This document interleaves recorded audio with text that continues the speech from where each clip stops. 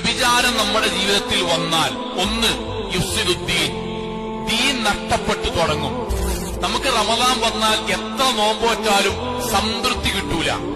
ഖുതുബയിലെ ഓരോ വാക്കും നിസ്കരിക്കുമ്പോൾ നമ്മളെ നെഞ്ചത്തിങ്ങനെ വന്ന് കുത്താൻ തുടങ്ങും. നമ്മുടെ കുട്ടികളെ നമ്മളൊരു ചെറിയ കാര്യത്തിന്റെ തെറ്റിന്റെ പേരിൽ ദീനിയായി ഉപദേശിക്കുമ്പോഴും പടച്ചോനെ, ഞാൻ എന്റെ ജീവിതത്തിൽ ആരാരും കാണാതെ ഈ വൃത്തിയേട് ചെയ്യണ്ടല്ലോ എന്ന് നമ്മളെ വേട്ടയാടിക്കൊണ്ടേയിരിക്കും. നമ്മൾ എത്ര സാധുക്കൾക്ക് കിറ്റ് വിതരണത്തിന് പൈസ കൊടുക്കുമ്പോഴും പടച്ചോൻ ഇതൊക്കെ അള്ളാഹ് സ്വീകരിക്കോ? കാരണം ആരാരും കാണാതെ പടച്ചോൻ കണ്ടുകൊണ്ട് കുടുംബത്തെ പറ്റിച്ച് മ്ലേച്ഛത തുടങ്ങിയിട്ട് കുറെ അയക്കണല്ലോ.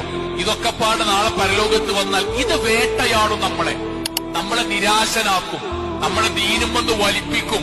കാരണം ഇനി നിസ്കരിച്ചിട്ട് കാര്യമുണ്ടോന്ന് ശൈത്താൻ തോന്നിപ്പിക്കും, ഇനി പള്ളിക്കൊക്കെ വന്നിട്ട് കാര്യമുണ്ടോന്ന് ശൈത്താൻ തോന്നിപ്പിക്കും, ആണിനും പെണ്ണിനും തോന്നിപ്പിക്കും. അതുകൊണ്ട് ആദ്യം ദീന് നമ്മളെ ജീവിതത്തിൽ നിന്ന് കൊണ്ടുപോകും. നമ്മൾ അറിയാതെ വ്യഭിചാരത്തിൽ പെട്ടാൽ ദീന് നമുക്ക് നട്ടാകും. വയുളിമുൽ ഖൽബ്, ഹൃദയം കടുക്കാൻ തുടങ്ങും. സ്വഭാവത്തിലും പെരുമാറ്റത്തിലും വ്യത്യാസം വരാൻ തുടങ്ങും.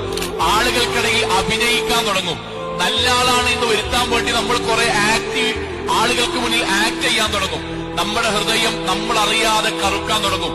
അവസാനം വയുഹരിബുൽ ബുയൂത്ത്, നമ്മുടെ വീടും കുടുംബവും തകരും.